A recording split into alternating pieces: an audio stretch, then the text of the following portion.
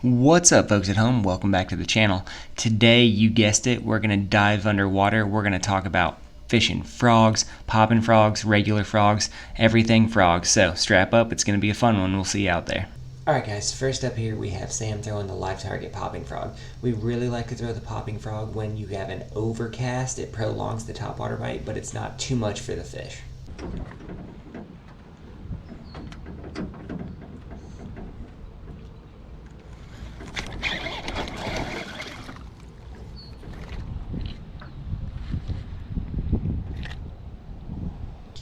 When we have still calm like this, we found that the popping frog is going to excel. Now, you see, Sam is dissecting the bank here slice by slice, misses a bite right here, immediately is going to throw back in, and with the popping frog you can generate that bite again.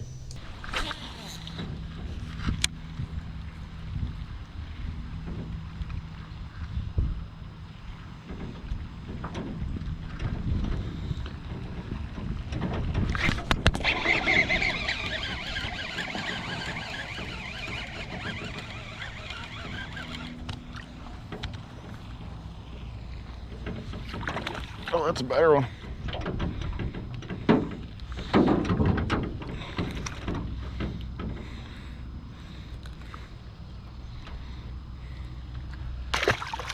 So notice how slow Sam is fishing this frog. With the popping frog, you can really slow down and target that first 6 to 8 feet of bank water where those fish tend to hold in ponds.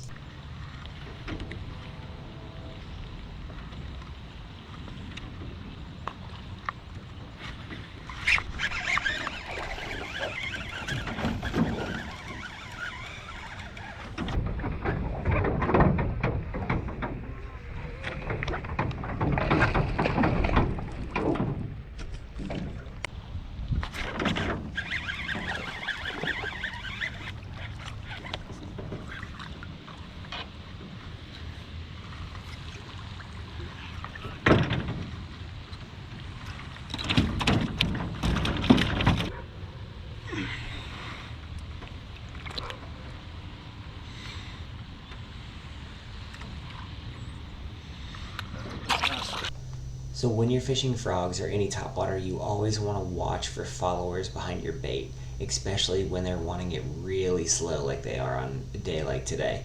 Sam really just slows down this fish, really calls it out, and you can watch it follow this bait out from 4 foot from the bank all the way out here to right up next to the boat where it's finally going to bite.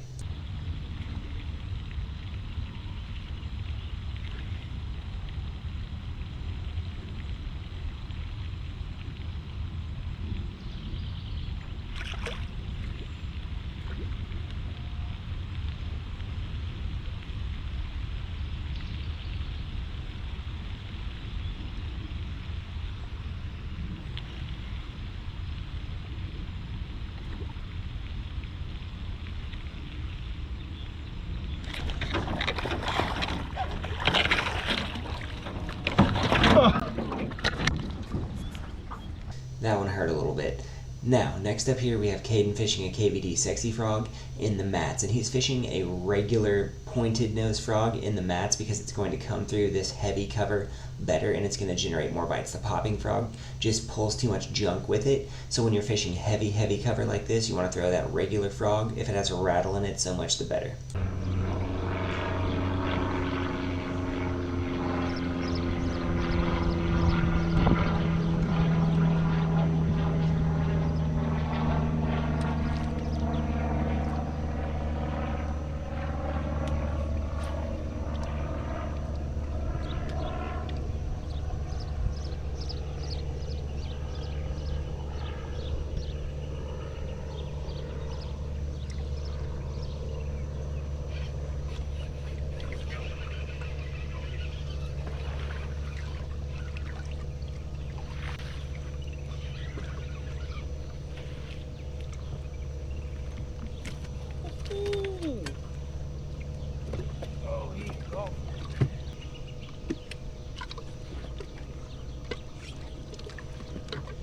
That thing literally looks like he's almost dead. I don't understand why I always catch all these fish They have the biggest heads, but they ain't got no weight to them.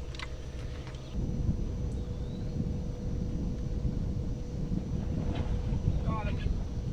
Get out of there.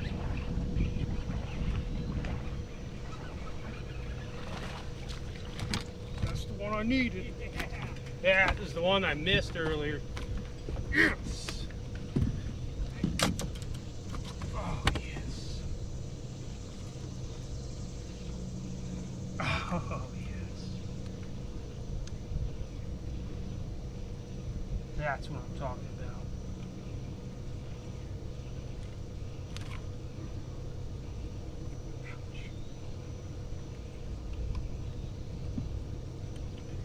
That's what I'm talking about, baby. Yeah.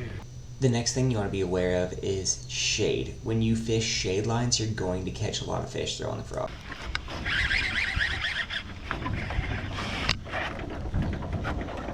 This is a nice one.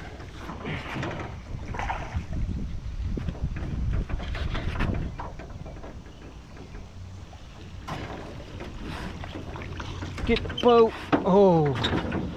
Oh yeah. That right there, friends, is a nice frog fish. A beaut. Picture worthy. Look at that. On a frog. Beautiful bass. See you later. Hey guys, we definitely got on a few of them today. Some really nice fish, but some things to learn about fishing a frog. Number one, fishing a frog is all about what you're confident in throwing. When we're talking about comfortable and what we're throwing, I like to fish a popping frog in open water. Here is the live target frog that I like to fish. In heavy cover, I like to fish the Spro bronze-eye frog or the KVD sexy frog. They're just what we prefer, but there's tons of frogs that do the exact same thing for what you're doing. When you fish them, it's all about casting angles, right? So as we see over here, we got this dock. You want to hit that dock from different angles. Most guys are going to hit that dock casting right under that front bar. With the frog, you want to hit it from the front, you want to hit it from both of the sides.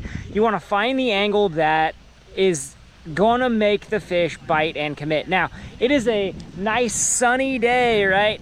I love fishing frogs this time of day.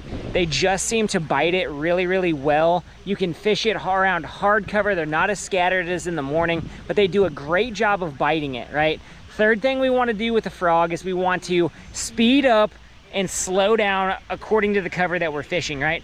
When I bring the frog into the cover, I want to slow down my cadence because it makes it look like the frog feels safe where it is, right?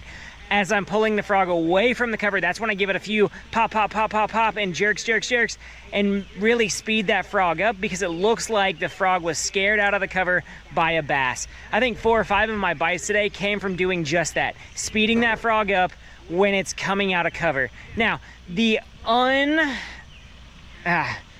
what do we want to say here?